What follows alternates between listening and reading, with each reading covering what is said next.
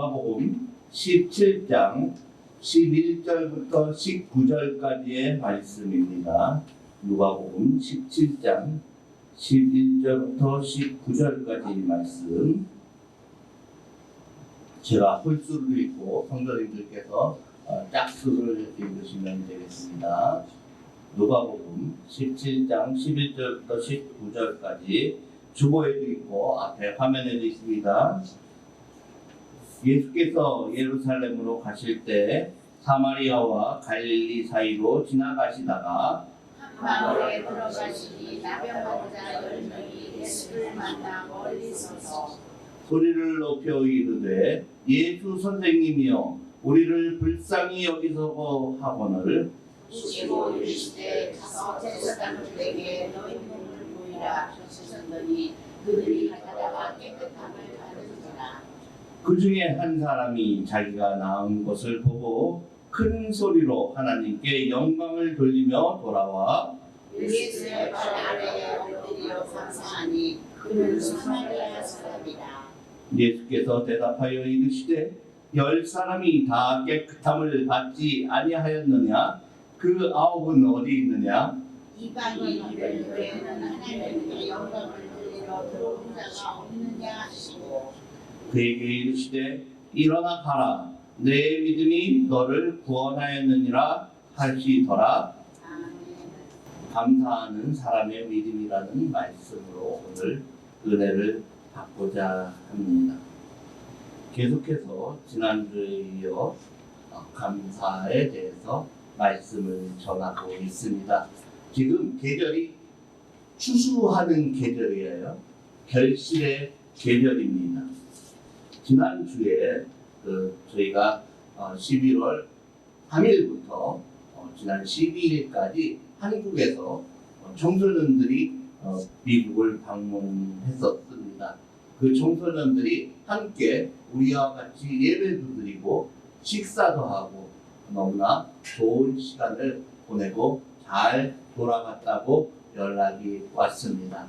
하나님께 정말 감사하는 것은 그 학생들이 와 있을 동안에 아무런 사고도 일어나지 않고 아프지도 않고 다치지도 않고 정말 기쁜 마음으로 그 학생들이 왔다가 갔다는 것이 너무나도 감사할 뿐입니다. 특별히 우리 성도님들과 여러 이 지역의 많은 분들이 도와주셔서 이 일을 잘 할 수 있었던 것을 우리가 알 수 있습니다.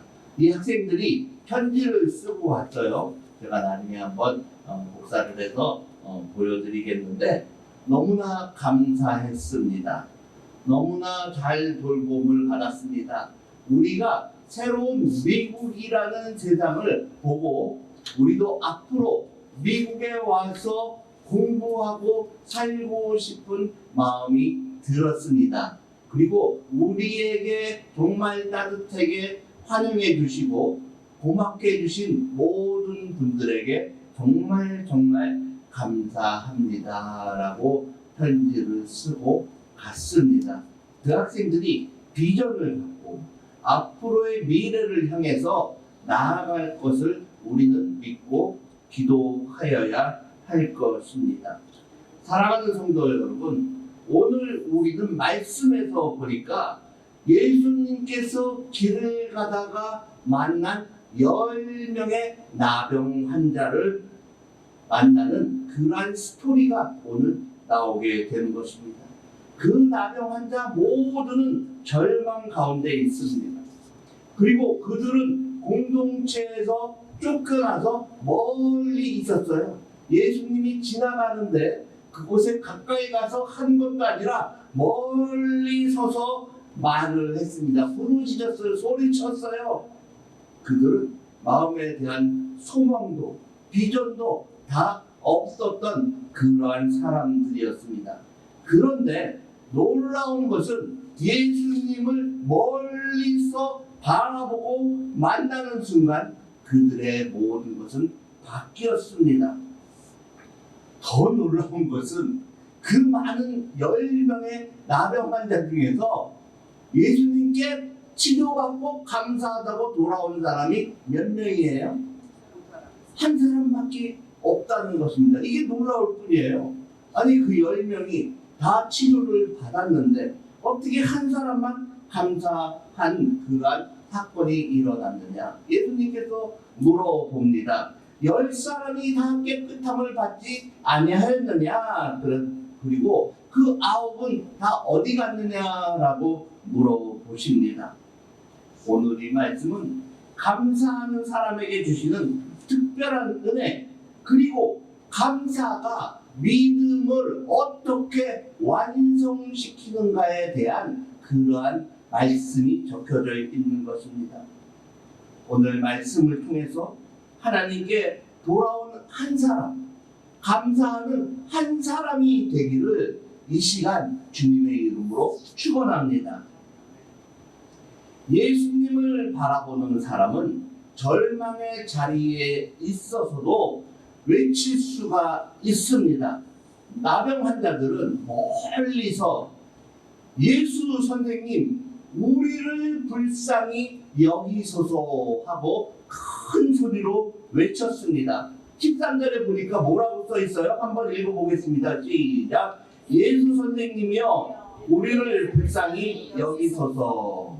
이 말은 단순한 소리, 단순한 구호가 아닌 것입니다. 절망 가운데서도 오직 예수 그리스도 한 분만 바라보는 그러한 신앙의 고백이었습니다.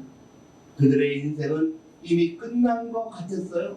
아니 그 당시에 나병이 걸렸다고 하면은 죽는 순간까지 죽어서도 다시 가족에게 돌아오지 못하는 그러한 사건이었습니다. 예수님께 가까이 갈 수 없었지만은 멀리서 예수님을 바라보고 외쳤습니다. 그들의 시선이 누구를 향하고 있었어요? 예수 그리스도를 향해 있었습니다. 믿음은 상황이 아닙니다. 예수를 바라보는 그 방향이 그들의 믿음이었던 것이고 우리의 믿음도 그렇게 돼야만 하는 것입니다. 예수님에게 시선을 고정시키고 오직 누구만 바라봐요? 예수 그리스도만 바라봤을 때 그들은 치료함을 받을 수가 있었습니다. 순종하는 사람에게는 길이 열립니다. 예수님께서 그 나병 환자들이 멀리서 외치는 그 소리를 듣고 너희들이 이쪽으로 가까이 와서 내가 기도해 줄 테니까 안수 기도해 줄 테니까 치료함을 받아라 뭐 이렇게 하신 것이 아니에요. 그냥 가서 제사장에게 몸을 보여라 라고 말씀을 하십니다. 제사장에게 몸을 보여라고 말씀하는 그 사건은 무엇이냐 하면요, 제사장에게 가서 나음을 받았다고 판정을 받아야만 그 공동체 속으로 들어갈 수 있기 때문에 그랬던 것입니다. 그런데 고쳐주지 않음에도 불구하고 가서 제사장에게 너의 몸을 보여라 라고 말씀을 하십니다. 이것은 병이 걸린 사람에게 할 그러한 말씀이 아니에요. 병을 고쳐준 다음에 할 그러한 말씀인데 고쳐지지 않았는데도 불구하고 가서 보여라 라고 말씀하시는 것은 그만큼 너희들의 믿음이 어디까지고 순종하느냐를 바라보기 위해서였던 것입니다. 상처는 여전했고 고통은 변함이 없습니다. 그 나병 환자들은 그 질병에도 고쳐지지 않았음에도 불구하고 제사장에게 10명의 사람이 같이 가는 것이었습니다. 그리고 가는 중에 어떻게 되었어요? 깨끗이 나음을 받았습니다. 여기에서 우리는 깨달아야 할 중요한 영적 원리가 있는 것입니다. 기적은 먼저 일어나는 것이 아니라 믿음의 순종이 일어날 때야 비로소 바뀌게 되는 것입니다. 기적이 먼저 일어나는 게 아니라 믿음의 순종이 있은 다음에 기적이 일어난다는 것을 우리는 알 수가 있습니다. 우리가 보통 이렇게 얘기해요. 먼저 그 문제가 해결되면은 제가 하겠습니다. 먼저 그것이 해결되면은 그 다음에 하겠습니다. 라고 말을 하는 경우가 너무 많이 있어요. 그런데 하나님은 먼저 순종해라. 그러면은 그 다음에 해결이 될 것이다. 라고 말씀을 합니다. 순종이 기적을 일으킵니다. 순종이 기적을 가져옵니다. 하나님의 말씀에 순종할 때 하나님의 기적이 우리에게 나타나게 되는 것입니다. 그렇습니다. 마지막에 보니까 감사하는 사람이 믿음의 완성을 이루게 되는 것입니다. 오늘 돌아온 사람은 몇 명이에요? 한 명. 단 한 명이에요. 10명 모두 고침을 받았는데 단 한 사람만 예수께 돌아왔던 것입니다. 그들의 마음에는 무엇이 있었던 것입니까? 그 10명 모두가 다 고침을 받았는데 고침을 받았어. 그렇지만 감사함이 없었어요. 그런데 그 한 사람은 예수님께로 돌아왔고 예수님께 감사했습니다.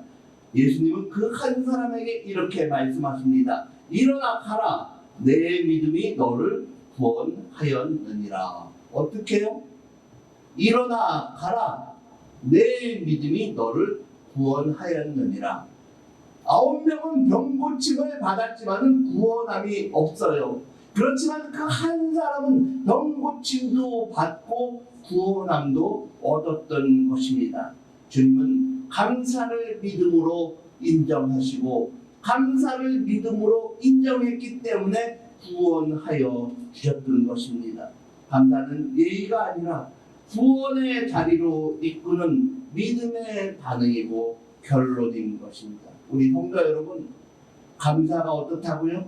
구원에 이르는 길이라고 말씀을 하시는 것입니다. 어떤 과학자가 뇌신경을 연구하는 과학자가 그 연구를 하면서 발견한 사실이 있는데 사람이 불평을 할 때마다 스트레스 호르몬이 나와서 그 사람의 몸을 망친다고 합니다. 불평하고 화를 내고 남에게 욕을 할 때마다 그 자신을 망가뜨리는 그 호르몬이 나와서 그 사람을 점점 죽음에 이르도록 빨리 아프도록 그렇게 만든다고 합니다. 반면에 사람이 감사할 때는 뇌에서 새로운 신경회로가 생겨나고 감사할 때마다 몸이 회복되는 그러한 역사가 일어난다는 것을 이 뇌신경 과학자가 발견을 했던 것입니다. 희망, 평안, 그리고 창의력, 그리고 안정, 그리고 모든 것이 회복이 되는 그런 놀라운 기적이 일어났던 것입니다. 한 TV 방송국에서 실험을 했습니다. 하얀 쌀밥을 이렇게 묵윤해가지고서는 포장을 해서 딱 병에다 넣어놓고 사람들에게 갖다 주고 그룹에게 매일매일 이 밥에다 대고 병에다 대고 한번 한 그룹에는 욕을 해보세요.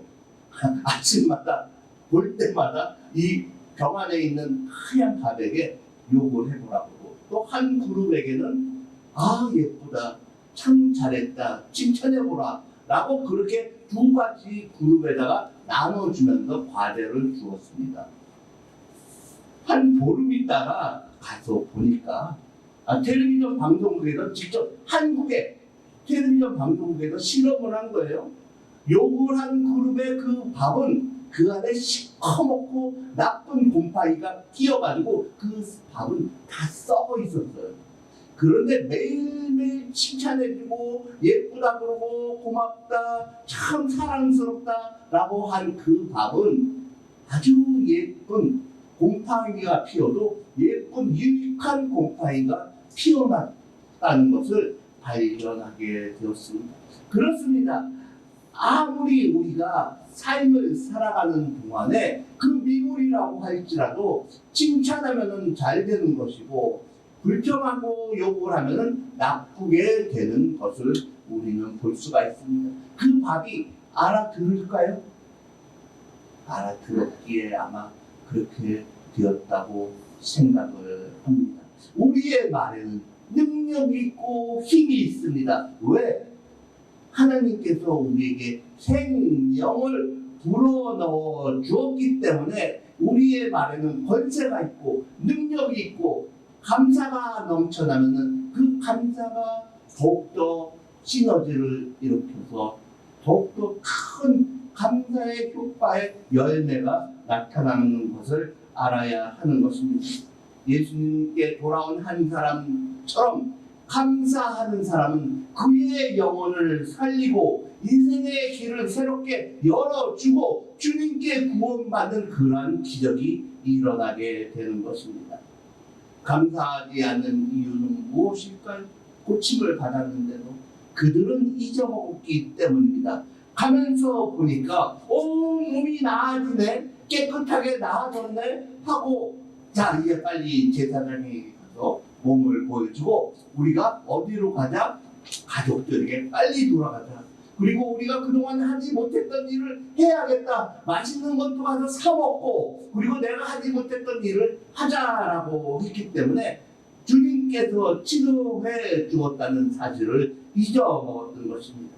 감사는 기억을 해야 합니다. 하나님의 은혜를 받았으면 그것을 잊지 말아야 하는 것입니다.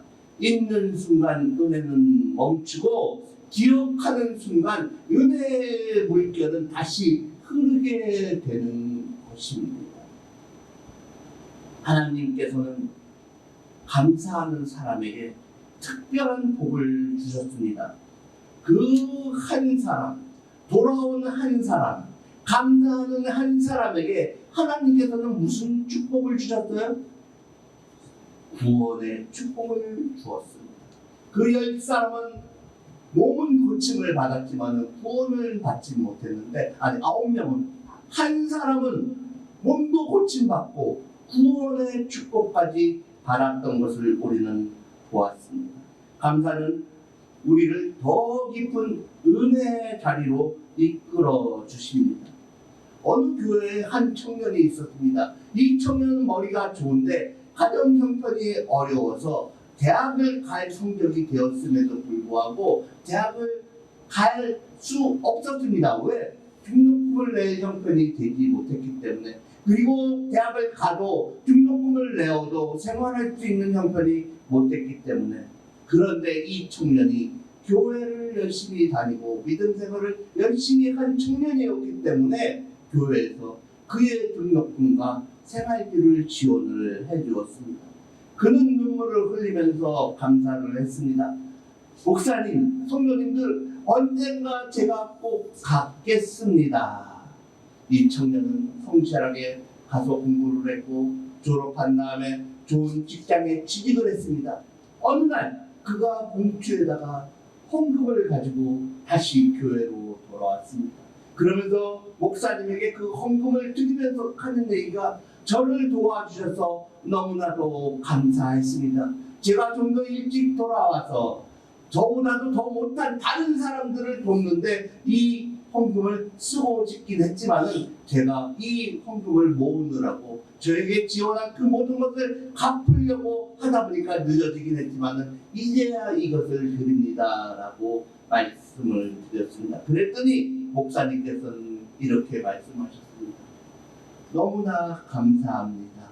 은혜를 잊지 않아서 너무나도 감사합니다. 그 청년은 그 다음에 더욱더 놀라운 축복을 받았고 더욱더 잘 되었고 더욱더 많은 것으로 다른 어려운 사람들을 도울 수가 있었습니다. 감사는 단순한 태도가 아니라 은혜를 기억하고 은혜 위에서는 믿음의 길이기 때문인 것입니다. 우리 베델 청소년 선교회 학생들도 마찬가지로 감사를 하고 그들이 나중에 자기들도 이 은혜에 보답하겠습니다 라고 말을 하고 돌아갔고, 그 전에 왔다간 많은 학생들도 지금 그렇게 하려고 노력을 하고 있다라고 합니다. 오늘 가장 중요한 메시지는 이것입니다. 감사하는 사람이 믿음의 사람이다. 한번 따라해 보세요. 감사하는 사람이 감사하는 사람이 믿음의 사람이다. 믿음의 사람이다. 오늘 하나님께서는 이렇게 듣고 계십니다. 10사람이 다 은혜를 받지 않았느냐? 10사람이 다 은혜를 받지 않았느냐? 그 9은 어디 있느냐? 그 9은 어디 있느냐? 너는 지금 어디에 있느냐? 그렇습니다. 우리가 은혜를 다 받았습니다. 그러면 우리가 은혜를 받은 사람은 어디 있어야 할 것입니다. 우리가 예수님께 받은 은혜는 너무나 큽니다.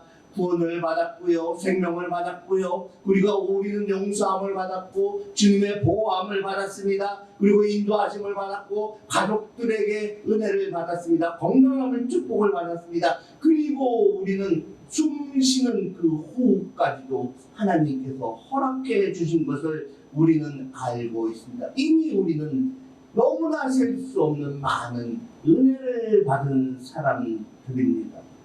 오늘 이 시간 이렇게 와서 예배를 드리는 우리 성도님들의 마음속에는 감사함이 있기 때문에 이렇게 돌아와서 은혜를 받고 예배를 드리는 것입니다. 예수님께서는 이렇게 말씀하십니다. 일어나 가라. 내 믿음이 너를 구원하였느니라. 내 믿음이 너를 구원하였느니라. 함께 같이 기도하기를 원합니다.